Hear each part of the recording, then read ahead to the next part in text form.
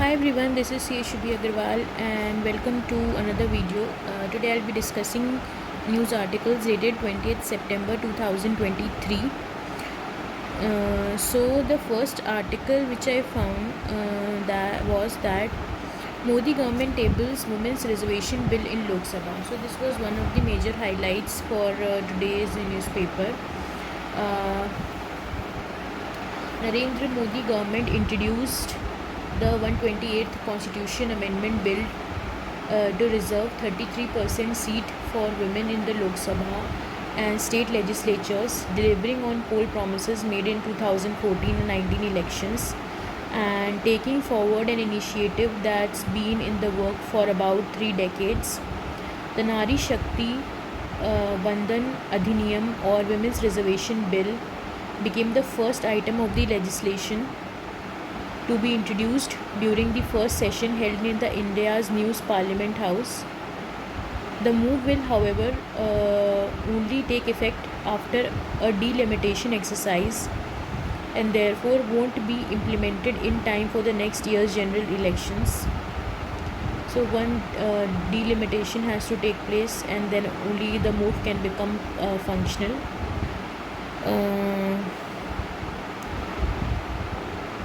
So this was one of the highlights. Second was gender budgeting revamp on card to better log spends on women's scheme.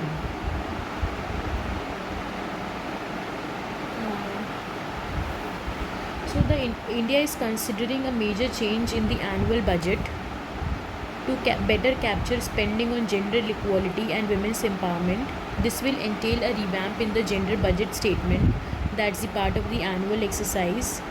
The focus is likely to be on ex-ante gender budgeting based on forecast while linking the spending with outcomes under various heads to make it more impactful. This comes amid the introduction of the Women's Reservation Bill aimed at increasing female representation in the legislation. A panel set up by the Ministry of Women and Child Development and headed by Dashita Das, the former bureaucrat and National Housing Bank Managing Director, suggested a number of changes in the report submitted in the August.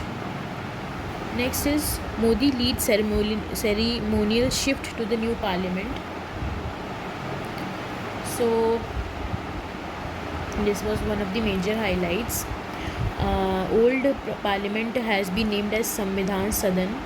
Prime Minister Narendra Modi on Tuesday led the ceremonial shift of Indian Parliament with two speeches in which he recollected the glorious past of the central hall of the old parliament, the new hope and determination making the shift to the new parliament. He said that the Lok Sabha of the new parliament He said in the Lok Sabha of the new parliament that polls were still some time away and the MPs' conduct in between will decide their fate.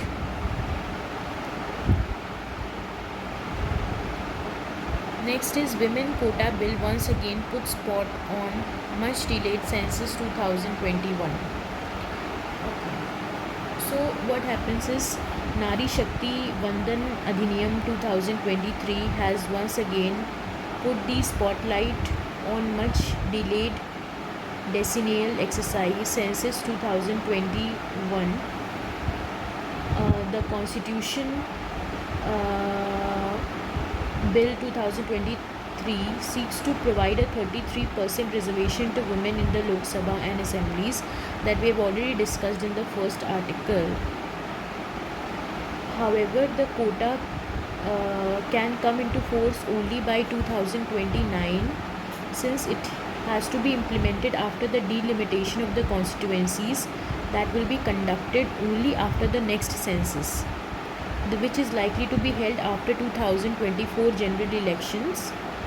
The Office of the Registrar General of India in July informed states and union territories that the deadline for freezing administrative boundaries has been extended to January 1, 2024.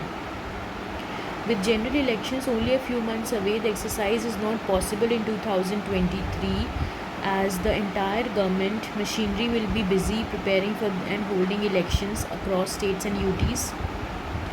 A census enumeration can only start a few months after administrative boundaries are established. Also, a house listing enumeration will take place prior to the census to conduct the National Population Register exercise. Then RBI extends HDFC Bank MD's tenure to 3 years.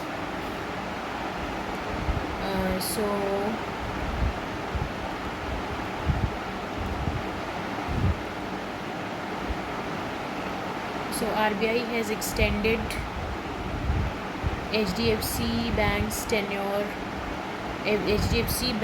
MD's tenure by 3 years.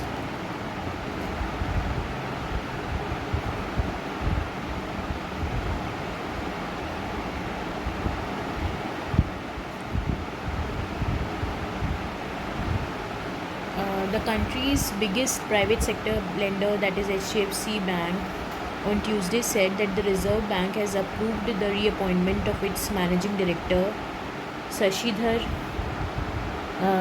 Jagdishan, for a period of 3 years with effect from October 27. Jagdishan was appointed the MD and CEO of the bank in 2020 in the place of Aditya Puri, the founder and CEO of the bank. The RBI wide communication dated September 18, 2023 has approved the reappointment of Shashidhar Jagdishan as the managing director and chief executive officer of the bank for the period of 3 years with effect from October 27, 2023 to October 26, 2026, the bank said in the regulatory filing. Now, record number of Indians head abroad to study this fall. So this is one of the trends which are observed.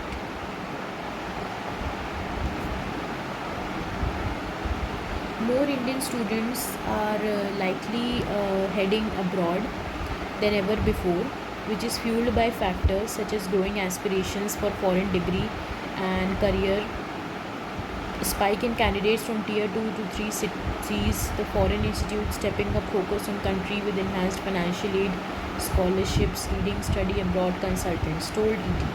The record Indian surge comes amid a decline in the study applicants from China. For study abroad platform leverage Edu2, the fall intake has been the largest ever. We just doubled from the last year, said CEO Akshay Chaturvedi. The constitution for talent from India has increased multi-fold after the pandemic, so scholarships and bursaries have increased as well. Then Reliance Jio launches fixed wireless services in 8 cities. So Reliance Jio on Tuesday launched its fixed wireless access FWA device, Jio Air Fiber, in 8 cities, that is Ahmedabad, Bangalore, Chennai, Delhi, Hyderabad, Kolkata, Mumbai and Pune, just over a month after rival Bharti Airtel introduced its own device in 2 cities, as both telcos make initial attempt at monetizing their 5G services. Our extensive fiber to home service Jio Fiber already serves over 10 million customers. With Jio Air Fiber, we are expanding our addressable market to rapidly cover every home in the country and similar quality of the service. This was said by Akash Ambani, chairman of Reliance Jio, said in the statement. A fixed wireless device uses radio frequencies instead of cables, fibers, to provide fixed broadband access using technologies like 5G. Simply put, these are portable broadband devices, much like dongles but with better coverage and speed. Port bills in works to make tariffs transparent and revamp penalties.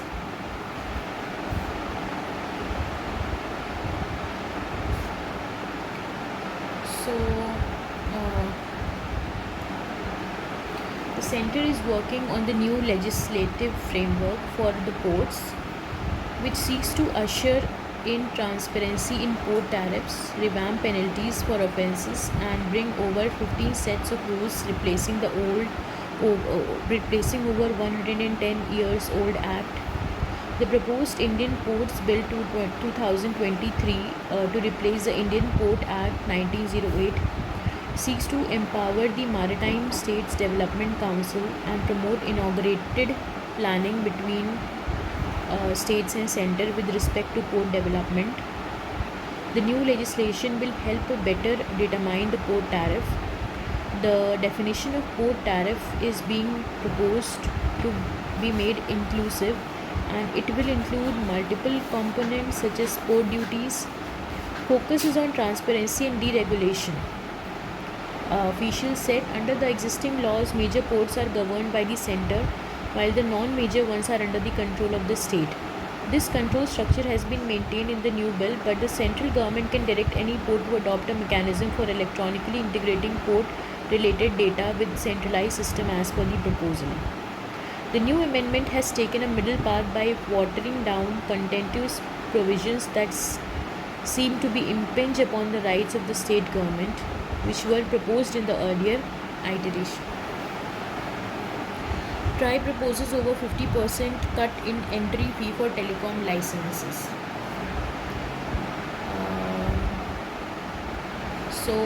The Telecom Regulatory Authority of India, that is TRAI, has proposed slashing entry fees for various licenses by over 50%, a move aimed at promoting entry of the new players in the sector.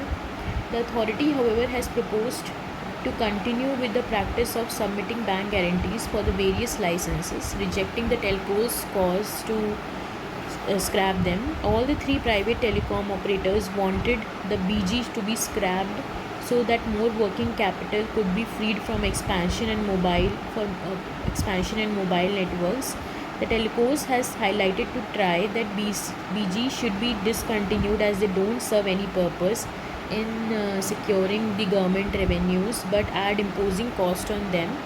The regulator, however, felt that it was important to have some sort of a mechanism to guide against the vagaries of the telecom market. Having bank guarantees has been such a time-tested mechanism, TRAI said in the recommendations on rationalization of entry fee and bank guarantees released on Tuesday. But the regulator has proposed to merge financial bank guarantee and performance guarantee, a move that will reduce the compliance burden on the existing firms.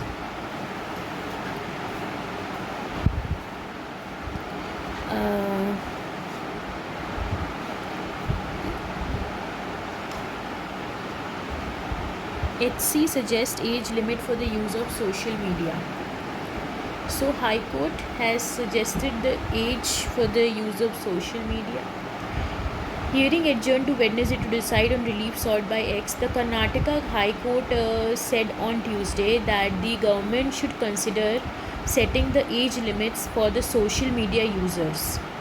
The platform, the court said, could verify user age with documents like Aadhaar, just like the online gaming platforms are required to do. A bench of Justice G. Narendra and Vijay Kumar Patil said school-going children were addicted to the social media. The child may be 17 or 18, does not have the maturity to judge what is in the interest of the nation, what is not in the interest of the nation. Users should be at least of the age 21 years, said Justice Narendra. The High Court made this suggestion during the hearing of the appeal filed by X, formerly Twitter, in a case concerning the centre orders to block certain tweets and accounts in 2021 and 22. In June, a single judge bench dismissed the social media platform's petition and ordered it to pay a fine of 50 lakh for not blocking the accounts within the deadline.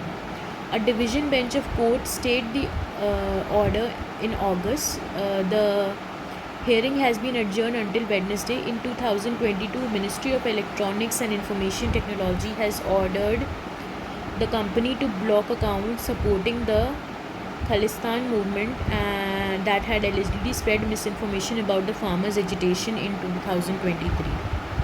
WhatsApp Biz as monetization plan takes shape.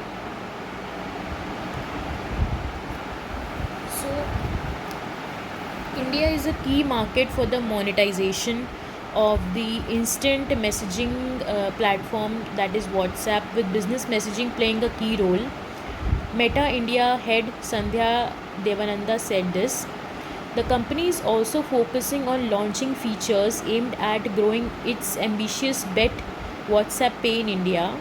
It will also expand on enabling direct interface between merchants and customers, allowing users to avail service delivery and make payments directly to the merchants through WhatsApp. As a company, we are looking to monetize WhatsApp. We are seeing a pretty big difference in terms of not just people messaging each other, but also people messaging businesses. About 90% of the people that we surveyed said they were talking to a business. Devananta said. The 46-year-old chief of Meta India, who took charge about 9 months ago, told ET that keeping India as a priority market where business messaging will be used to drive the monetization of the WhatsApp is a decision that both global and India leadership team has arrived at. To further enhance user experience, the company plans to add features on WhatsApp which are likely to be announced during the second annual Conversation Business Messaging event on Wednesday. So this was all for today. Thank you so much for watching this video. I'll come up with the news for tomorrow with another video. Thank you so much for watching. I hope it was of some help to you. Thank you.